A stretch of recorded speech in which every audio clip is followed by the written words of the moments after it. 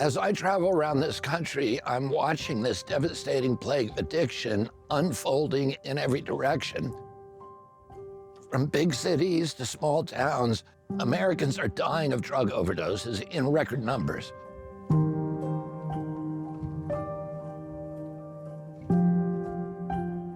I've lost family members, one of my brothers and a niece, to drug overdoses, and I understand the suffering that so many American families are enduring. America lost about 3,000 people on 9/11, and we launched an $8 trillion war on terror in response. We're losing 30 times that number every year to drug overdoses, and we hardly do anything about it. I'm gonna change that. I'm searching the country for the very best ideas and solutions to addiction and hopelessness. As president, a top priority for me will be to turn our nation toward recovery from its drug crisis.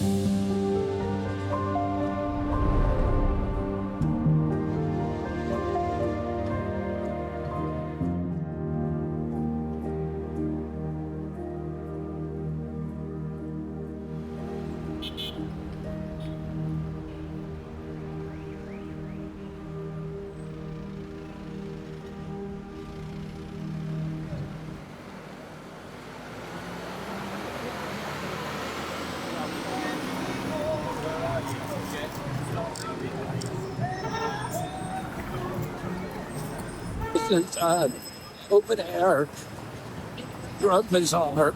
You can see people in there smoking crack, tweakers, smoking meth right behind me.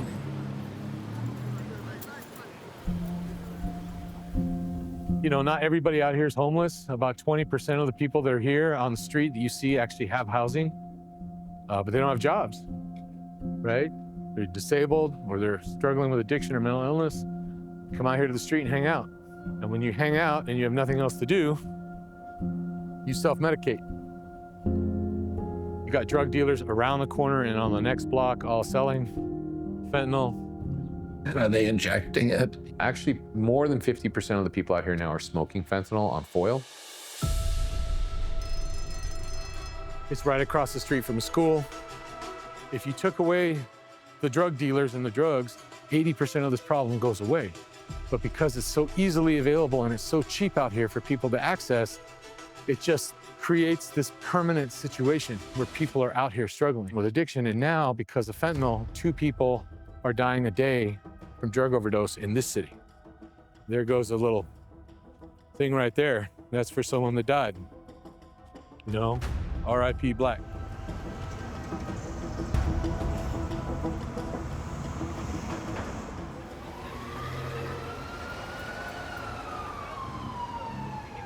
That's Kennedy. Right? Yeah, how you doing? How you doing, man? Good. There's been changes to state law in California, Prop 47, which made it next to impossible to do what needs to be done. Why? What does that do? It decriminalized or reduced penalties for quality of life crimes. So drug possession, open air drug use, shoplifting have all been reduced to misdemeanors. So a lot of the times people just get a ticket and nothing happens to them. So they get emboldened by it, you know? And that's kind of where we're at. The owner said he lost over $100,000 in merchandise and cash. Back in the day, it's like, we'd maybe peel off to the side, somewhere else to get high, not just sit down right here and wherever. Some are doing drugs, some are selling them, some are buying, and it's just constant. And San Francisco is on a way higher level than, anywhere that I'd ever been.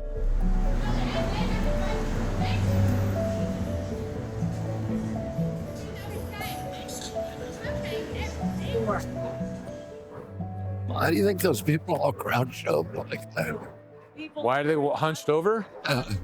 A few different reasons. One, some of them have been on methadone a really long time, and that's one of the side effects of methadone. Oh, it is? Right? Yeah. I didn't know that. I never heard that. The other issue is that, look, they've been on fentanyl for so long. That's part of that quick deterioration that you're seeing with fentanyl. You're seeing people that are in their 20s now that look like they're 70 years old because they're using this drug that's just destroying them from the inside out. Whatever chance they had of making a full recovery, watch out for the poop, is being robbed from them.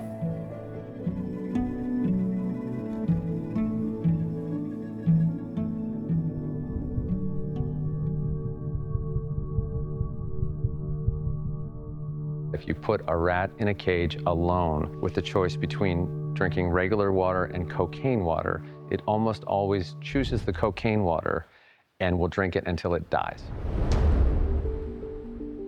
Whereas you take the same rat and you put it in a much larger cage with siblings and family and friends, and it almost never chooses the cocaine water. My first many years of thinking about addiction, I really believed that it was all about just some personal choice and willpower of not doing this bad thing, this harmful thing that feels really good. That amazed me, that connection and community and freedom to learn and have fun and play made them not want to anesthetize themselves. I've seen that in the wild with birds. I train, animals train hawks.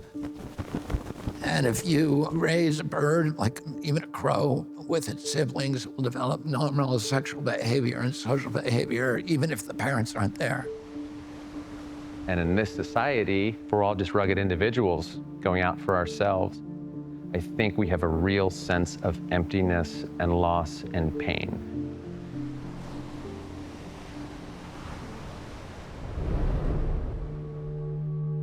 I'm working to bring some solutions that are rooted in what I experienced on the street. Can you talk a little bit about your personal story? Before I fell into my addiction, I was actually a child support officer for the city and county of San Francisco. In early 2015, I had foot surgery. Sent me home from the hospital with a 30-day supply of oxycodone for the pain. And, I was taking one pill every 4 to 6 hours as directed. And then, the pain was really bothering me. So I said, well, let me try 2. Popped 2 pills. And then one day I was like, well, let me try 3. All of a sudden, I felt euphoria. Like all my problems went away, my marital problems, my financial problems, the pain, anything that was going on just melted away for about 3 to 4 hours. And I liked that feeling. And I didn't ever want it to stop. And so the 30-day supply of pills that I had, within 10 days, I was already running out. I called my doctor to try to get more. And of course, my doctor's like, what's wrong? Why are you asking for more pills? And I made a really fateful decision at that point because I was starting to go into withdrawal. I was nervous and I was already obsessing about the drug, about the pills. I actually looked it up on Google, where can I buy pills on the street in San Francisco? And it took me to YouTube that references a place here in the Tenderloin called Golden Gate in Leavenworth. So at the peak of my addiction, I was taking 560 milligrams of oxycodone a day just to stay well, just to function. And the levee kind of broke because I was spending, $30 a pill, 7 80 milligram pills a day, $210 a day, 7 days a week. Well, I went broke. Stopped paying my mortgage. Was hiding all the debt from my wife. She knew I was sick, but I was still functioning. Over the next couple of years, that spiraled into a heroin addiction and then a fentanyl addiction. I was high around my kids all the time. At the time, they were small. I was driving them under the influence. I got into a couple of car accidents with them in the car. I chose addiction over my own family. It's not something that I'm proud of, but it happens. It happens all the time.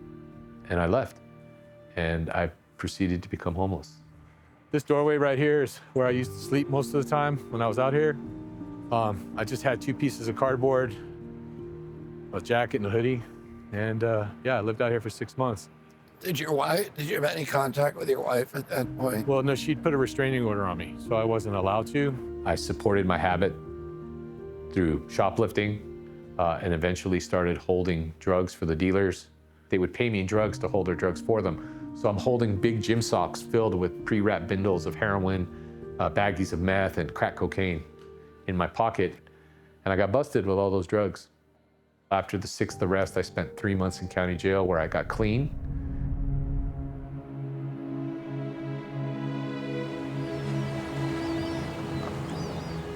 What's your relationship with your wife today? Well, we have reconciled. A couple of years ago, we reconciled, and that's maybe the greatest. I reconcile, you mean you're back together with her? We're back together. So first of all, my wife's a saint. She gave me the opportunity to make it back in my recovery.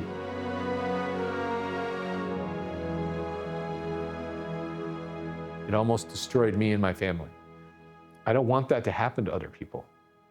I want to help people understand that these folks out here that you step over every day that are out on the street are human beings like you, and they have it within them to recover. And we need to create those opportunities for them. We need to be their family. Is there any country that's doing it right? The Netherlands is doing it right, yeah. And what do they do? If you would come to Amsterdam in the 80s, you would have seen hundreds of people on the street. Dealers, drug addicts, in alleys and in streets. Amsterdam in the mid-1980s looked like San Francisco today, and there were 3,000 overdoses in Amsterdam alone annually. At this moment, we have 40 deaths a year in the Netherlands. Only 40. Yes. And that's down from thousands. It starts with the fact that everybody says, yeah, this is a problem. And you have to acknowledge that the government has to step forward. And you have to acknowledge that it's not a problem that you can solve by yourself. You need other parties than just health service. You need the police. You need the local government. And all those parties has to work together, and you make sure that every particular drug addict is having a plan. There is no such thing as one solution, because all those clients are different. And also different in what they need. Some of the American mayors are operating under a judicial decision that says you can't remove these people from the street unwillingly. I know that there are laws in your country that are different than in ours, but from my point of view, you see a patient on the street suffering of schizophrenia, suffering of the fact that he or she is using drugs, suffering of the fact that he or she is homeless. You have to do something about it. But it's also tough love, because the fact that someone is living on the street in a tent, it's not allowed. It's not allowed to use drugs on the street. You need housing corporations, you need sheltering. What do these shelters look like, Renee? Because that's one of the issues in this country is the price of housing, the cost of housing. So we had all kinds of sheltering, because not everybody is able to live in a house.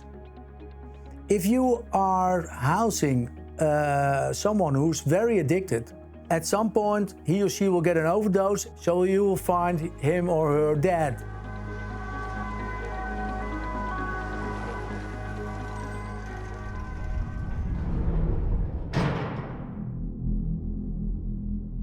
Good afternoon, Judge Lightman presiding. 70% of people who are in jail in the United States, they either have a serious mental illness, a substance use disorder, or both. When the American community mental health system was designed and developed, most people with the most acute and serious illnesses were still in the state hospitals. And I think we have an obligation of a country, especially a country as rich as ours. President Kennedy, in his last public bill, he signed the first National Community Mental Health Act. And it comes with a $3 billion authorizing act, which is a lot of money even today. But tragically, due to the president's assassination and the escalation of the Vietnam War, Congress never appropriated any money. So the states closed all the hospitals. And all those people that were there, they didn't have anywhere to go. And so when they got out, they started going to the street and ultimately into jail. 5 times as many people in our jail with mental illness than any psychiatric hospital in Florida. Most of this population with mental illnesses that are in the criminal justice system have horrific histories of trauma, mostly sexual abuse. And what happens is often people that have these histories of trauma are going to take drugs. Why? Because they feel terrible. We know that kids experiment, but the kids that get addicted are generally kids with histories of trauma. If you really want to improve public safety, you have to get people with these illnesses treated. There's nothing civil or right about letting a man or a woman slowly die like that. Judge Leifman asks an important question. What if judges, police, social workers, and peer counselors join forces to keep drug-addicted and mentally ill people out of jail and get them into treatment instead? He brought all the stakeholders into one room, and together they created the Criminal Mental Health Project. They now work as a team to offer addicts who are arrested a deal that they can't refuse. They can either enter the program or they can go to jail. Nearly everyone chooses the program, which means that they have to stay sober, get treatment, learn job skills, and find housing. If they meet all of those requirements, then they're able to clear their criminal records.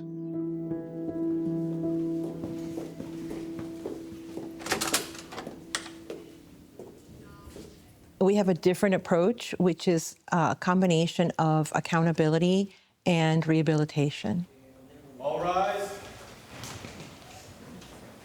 We do a full assessment of the person's history, their family, their initial drug use, any trauma. The next case is Ruben Wall. Every case is different. Every person is different. They're going to treat your mental illness and your substance abuse. You understand? Yes? Are you ready to go? Our treatment is intense. It involves individual counseling, group sessions, drug testing 3 times a week or more. Do you have children? Do you need family therapy? So don't feel bad about still having to work on yourself. We're all a work in progress. Nobody's perfect. A lot of the participants have been in active addiction so long, they don't remember what it's like to not use drugs. And it's absolutely normal for you to feel depressed, anxious, confused. You're going through a process. Can you stick with me though? Everything I hear is positive. And you're really working on yourself and you're making a lot of progress. And this time around, we're gonna do it different, right? This time around will be different. I love you too. Okay, bye-bye. If you're fighting the good fight, you're here as long as it takes. We work with you, we treat you. But if you're not, then I have to let you go. How are you, Seth? I'm doing great, Your Honor. And you went to probation. You were there for 2 hours. Yeah. And you could not produce a sample. You couldn't hear it. Yes. This is suspect, then. I understand. Seth, I'm well aware you're of on that. probation, and I've already told you the bottom of your guidelines are 10 years in state prison. And I'm asking you again, is there something that you need to tell me? Tell me now. Because the minute that you walk through that door, I'm not going to hear it. Okay. It's too late. There's nothing I'm going to tell you, Your Honor. I've been 100% sober and I'm being truthful with you. Seth is soft-spoken and kind and caring. He's studying to be a chef, but a person who's in active addiction is not their true self. So in active addiction, he burglarized 10 homes and would have continued on his journey of crime, but for this program. He needs a higher level of supervision, and I'm here to make sure that he's held accountable in the event that he doesn't complete the program. You're going to put it in your mouth, under your tongue. My second line will tell me the drug line, whether you're positive for any drugs or not.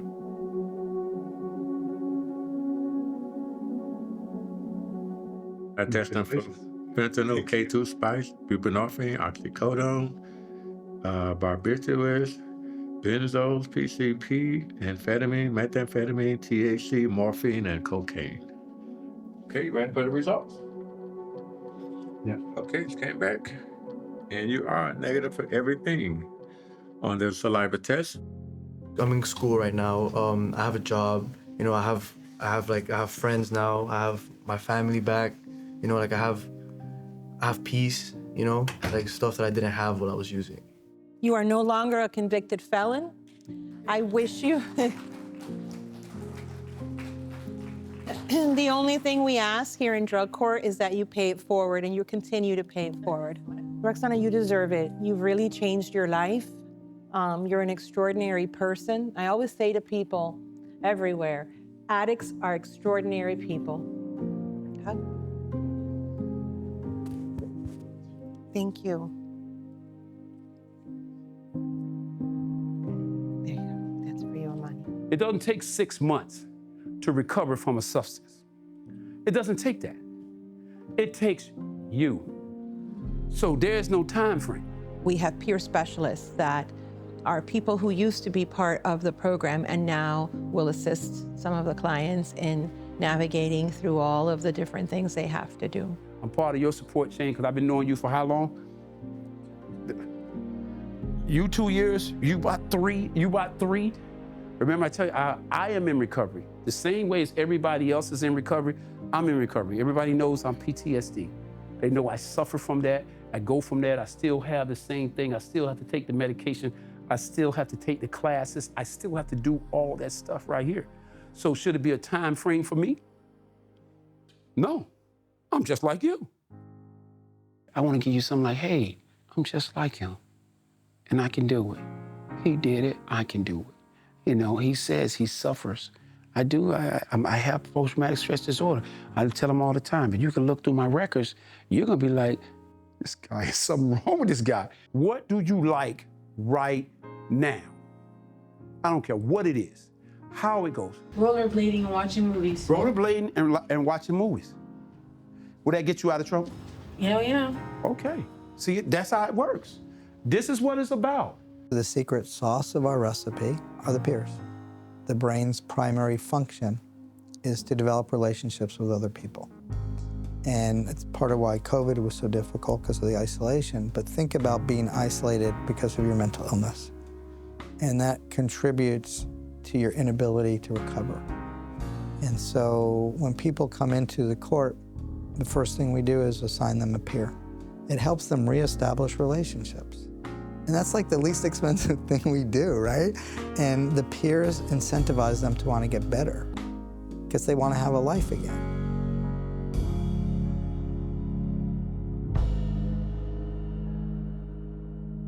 Even the most broken people can reinvent themselves and become somebody they have never known.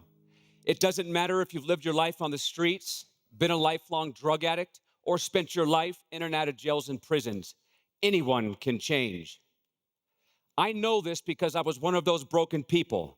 I was a self-centered, hedonistic, gun-running, drug-dealing, out-of-control drug addict and criminal for nearly 25 years. I knew what I was doing was wrong, and I knew when I went to prison, somebody else was going to pay my rent and take care of my medical needs. So I was exploiting the public. I like to say that I was the problem, I am the solution. The day you get here, you become part of the solution. You are no longer part of the problem. Nobody's paying for you, you're doing it yourself. He's got an expanding empire here that is really, truly extraordinary. It's special because of the amount of time, the fact that it's completely free, the fact that we don't take any money from the government at all, that we generate all of our own revenue, because then we feel we can do what's best for our students because they can stay as long as they need to. How do you pay for it? At the Other Side Academy, we have our own social enterprises. Our moving company is the #1 rated moving company in the entire state of Utah, ran by ex-felons and ex-drug addicts. Shot off a 12-gauge shotgun in the house. I had no business being around guns in that mind frame. Drug offenses, burglaries, forgeries, all the criminal stuff that goes along with being a drug addict. Went in and out of the Salt Lake County Jail about 20-something times. I was a heroin addict for 17 years, just a complete dirtbag. If your stuff wasn't bolted down or locked up, I was stealing it to get my next fix. I had a daughter I never raised, unfortunately. I chose drugs instead of her. Nobody is usually ready on day 30, day 60, day 90, or 2 years, day 730. Everybody is ready at a different time in their recovery journey. So we offer them as much time as they need at the Other Side Academy, and we're able to do that because we're not tethered to a government funding source. We're able to do it ourselves. So the model itself is beautiful, and it helps teach them to be self-sustaining, to do it themselves. It becomes more than just about how much work can you accomplish, but how well can you do it? And teaching the principles of honesty and integrity, that builds your character, and those same principles can carry over into your daily life. We also have 2 large thrift boutiques. These are very large, well put together. We've won Best of State and Best of Salt Lake City with both our moving company and our thrift boutiques. We have a construction company. What is the construction firm like? We do flat concrete work. We do basement remodels, bathroom remodels, those kinds of things. And those hard skills, I can't tell you how many people want to go to the construction department to learn that stuff. And we're generating revenue doing it with a social enterprise that's ours. I love what I do now. I love running this construction company. It's been fantastic to watch it grow, to watch the men that I mentor. We're doing $250,000 worth of work a month for outside customers.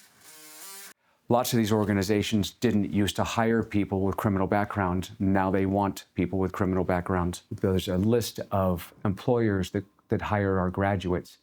The day they go out into the workforce, we have a job ready for them. Living wage, $25 to $35 an hour, depending on their skill set. I'm standing on my own 2 feet. I'm providing for myself. My children are back in my life, and you know, people count on me today. My heart is completely full. You know, I have a best friend that's my soulmate. I always thought success was like cars and clothes and tattoos and money and all of that. And you know, the way that I feel in here and the way that I feel up here and the people that I have in my life, I am so successful today. It did more than save my life. You know, I won the lottery. I won the lottery by going through this. So I want that opportunity for other people as well. Thank you for making the pilot for an alternative that's humane and is idealistic. I lead with my story. You're not afraid to tell yours because it's real and people need to hear it. And people need to understand that this happens, but recovery is possible. And recovery for you or for me or for somebody else might be different. We need a whole myriad of options for people. I hope you win. Thank you. I really do. I hope you win.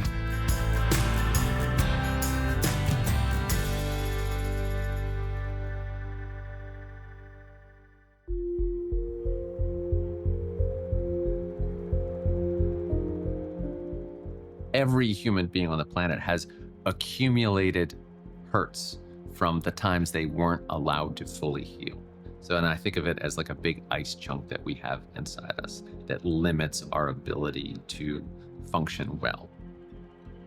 Part of my philosophy on treating not just addiction, but mental health is this idea of doing hard things, usually some kind of physical hard thing that then touches on emotional hard places too. When we try hard things, it gives us access to working on the early traumas that might push us towards addiction. I've always been an athlete, but boxing has proven to be one of the hardest sports I've ever done. As I do it, I'm noticing the limitations that come up in me that are based in the ways that I've been hurt before in the past. Physical violence that I've been through, injuries that I've been through, self-doubt that I carried as a result of being hurt. You do it, and then you cry about it, and talk about it, and share about it, and let that out of your body. Yeah, we're about to do some sparring, I gather. Good shot, Mike, right there. 1, 2. 1, 2. Right there. Whoa. Just like that, good. When we try hard things, it gives us access to working on the early traumas that might push us towards addiction. Perfect, here we go, we got it. Thanks, Bobby. I don't feel like taking drugs.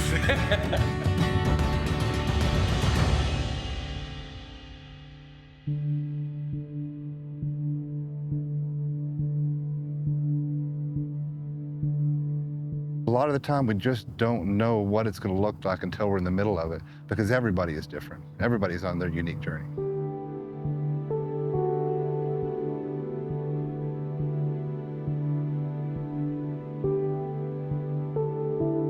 My son started his recovery journey at 17 years old. Broken arm, 3 shots of morphine on the way to the hospital, a prescription for Percocet. Within 6 months, it turned into full-blown heroin addiction. His first real success with sobriety was at a horse ranch in Washington, where he was connected to the outdoors, he was connected to nature. And during that time, we would talk all the time. You know, what if we could take this similar model up there that you learned on the horse ranch, and we could kind of expand on that?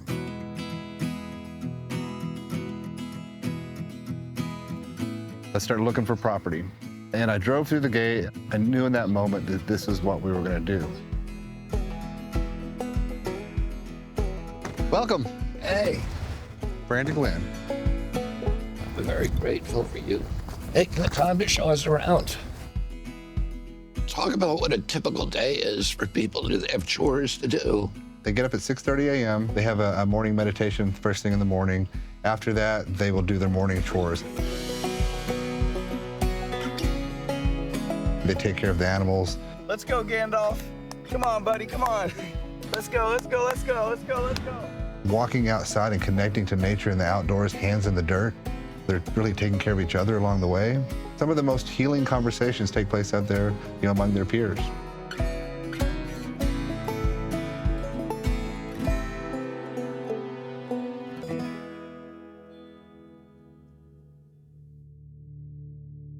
My son, 14 months homeless, Los Angeles, Skid Row, heroin addict.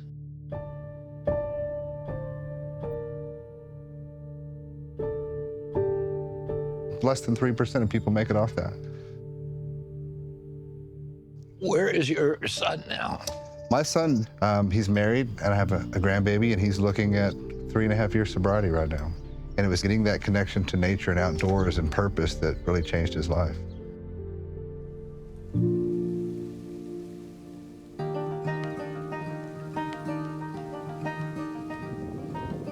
Oh yeah, you found one of those guys.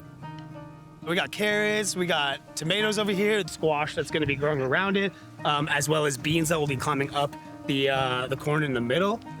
The clients in the house take the fresh produce to the farmers markets. Then that's gonna be at 25. All the money raised on the farmers markets, we provide scholarships for sober living and for mental health scholarships. We got a group of women that meets out here every Monday at 9 a.m. We wanted to figure out a way to support women in recovery as well. So we opened up this entire space, and we're like, what do you want to do with this space here? So they're growing herbs. They've just planted ginger and turmeric in some of these raised beds. You know, there's something we say out here on the farm is I can't create a vegetable, but I can create the space for the vegetable to grow. I can't get someone sober. I can create the space, the place and opportunity, and plant that seed called recovery, and then guide them along the way. But at the end of the day, it's up to them. Addiction is absolutely destroying the country. So, you know, I'm going to anybody who's got a model that seems to be working. So that's, you know, why I wanted to talk to you guys.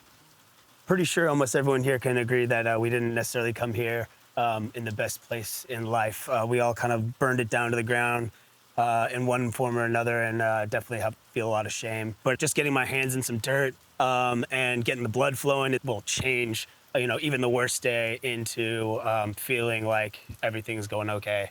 Just knowing that everything that we do here is going to help people in similar situations as all of us, it's something that's really special. The other treatments, we didn't work. We sat in a room for like 8 hours a day. It's dangerous out there. That fentanyl is just taking out people. And those who know the steps, step 12, it's working with others in service. And this place really helps you with that. That can be like the glue to keep this all together. Yeah, love this place. How important is it to not have cell phones? Pretty important for me.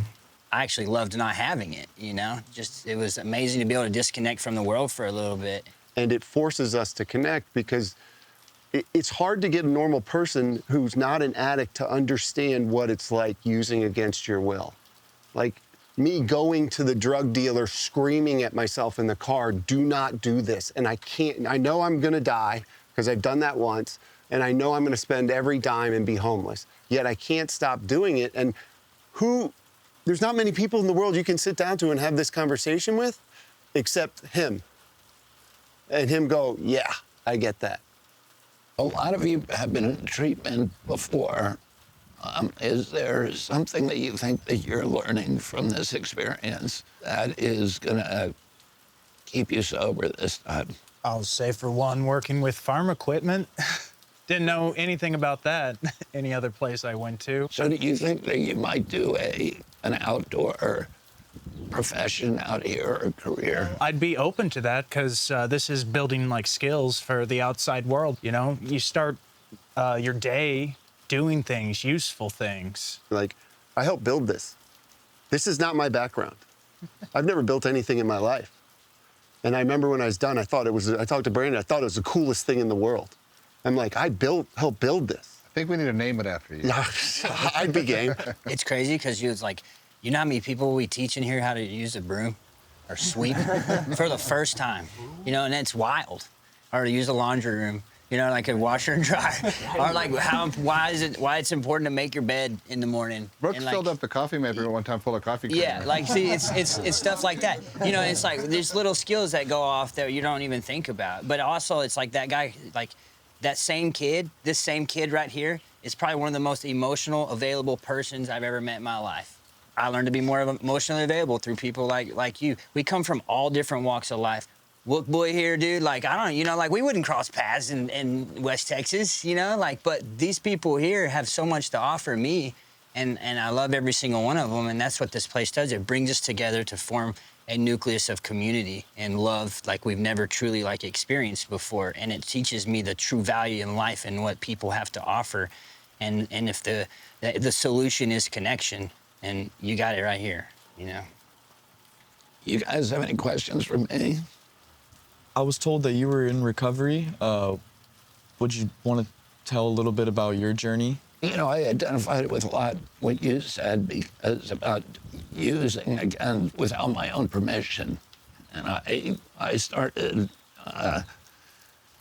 doing heroin when I was 15 years old, and I did it without my own permission for 14 years.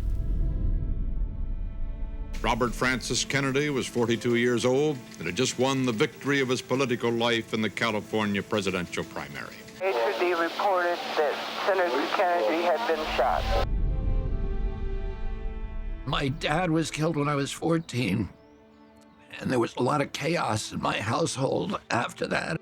But I feel, honestly, that I was born an addict. Oh, I think I was medicating various issues that I had. But, you know, to me, the most demoralizing feature of this disease was my incapacity to keep contracts with myself, of telling myself at, you know, earnestly, sincerely, honestly, at 9 o'clock in the morning, I'm never going to do that again. And then at 4 o'clock in the afternoon, I'd be doing it. I tried again and again to stop and just couldn't do it.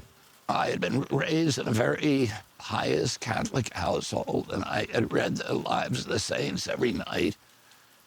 And I knew that there were people throughout history like St. Augustine, who was a full-blown alcoholic and sex addict till he was 30 years old. And then he had this transformation, this spiritual realignment. I knew that I wanted to have a spiritual awakening because I did not want to be out on the street white-knuckling it and, you know, struggling with the impulse. I came across a book by Carl Jung that was called Synchronicity. And Jung was deeply spiritual. He was one of the fathers of psychiatry. The word synchronicity means a coincidence. Like you're talking about somebody that you haven't thought about in 20 years. And at that moment, the phone rings. It's that person. And Jung, he had this one experience where he was sitting with a patient, and she was telling him the story about a dream that she had. The fulcrum of that dream was a scarab beetle, which is a creature that really doesn't exist in Northern Europe. Well, while she's telling him this dream, Jung hears this bing, bing, bing on the window behind him. And he opens the window, and a scarab beetle flies in and lands in his palm. And he turns to the woman, he said, "Is this what you were dreaming about?" And she's like dumbfounded and says, "Yes." He thought it was God breaking his own rules to reach in and kind of touch us on the shoulder and say, you know, I'm here if you're willing to see me.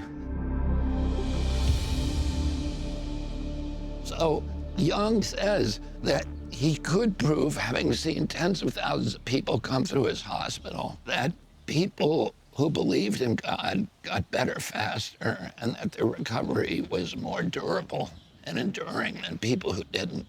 So when he said believing in God is gonna help, is gonna make things easier, I just made an intellectual decision that I'm gonna start believing in God.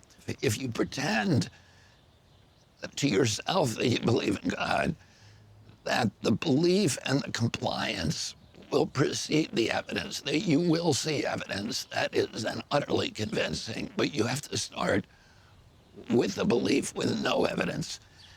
And so that's what I started doing. And I just started living my life, you know, as if there was a God up there, as if he was watching me all the time, and as if I had to behave myself as if I was being watched, so that I had to act honorably even when I didn't have an audience, even when no one was looking at me. And I started breaking my day down into like 40 different decisions. And each one of them now had a moral dimension. Like when the alarm goes off in the morning, do I get right out of bed or do I stay in bed for another 20 minutes with my indolent thoughts? Do I make the bed? Somebody said that that's the most important thing that for me that I do every day. I stayed in a hotel last night. I'm in a hotel every night. I make the bed when I get up, which is insane, right? Because they're paying somebody to do that, right? But I do it because it's part of building character, because I made a commitment and I get to keep that commitment no matter whether it makes sense or not. And occasionally people have said to me, I don't want to go to AA meetings because they'll brainwash you. At that point in my recovery, I would say, bring it on, because my brain needed washing. A guy told me when I came in the program, I said, how long do you have to keep coming to these meetings? And he said, just keep coming till you like it. And I've been coming for 40 years, and I still don't like it. But I go because when I go, the rest of my life works. And I don't have that big empty hole inside of me that I'm trying to fill with things outside of me, with drugs, sex, alcohol, extreme behavior. I went to a meeting this morning, you know, and it was a shitty meeting, but I did it. You know, I went, we're here to build character, which is, you know, enduring. And you get that from hard work, from showing up when you say you're gonna show up, even when you don't want to. It's an honor to have a presidential candidate come here and not only relate with us on a personal level, but also wanting to take initiative to start walking in the right direction to fix this problem. I really, you know, wish all of you guys the best. Just like seeing Mr. Kennedy here, he's running for president, just, wow, what can I do whenever I get out of here? You know, it's awesome. I feel like it's completely swept under the rug as far as like treatment and addiction. So just hearing someone who's willing to talk about it is huge. Today, the biggest industry in America's depressed rural areas are prisons. I'm gonna bring a new industry to these forgotten corners of America, where addicts can help each other to recover from their addictions. We're gonna build hundreds of healing farms where American kids can reconnect to America's soil, where they can learn the discipline of hard work that rebuilds self-esteem, and where they can master new skills as farmers, ranchers, carpenters, furniture makers, bakers and cooks, electricians, plumbers, HVAC technicians, and other trades. We're gonna finance these recovery farms with a federal tax on legalized marijuana. We'll put no time limit on recovery, as everyone's journey is different. There is hope for our nation to heal the scourge of addiction. We just have to make it a national priority, and when I'm in the White House, we will. I'm looking at a golden eagle. I see it. Oh yeah, wow.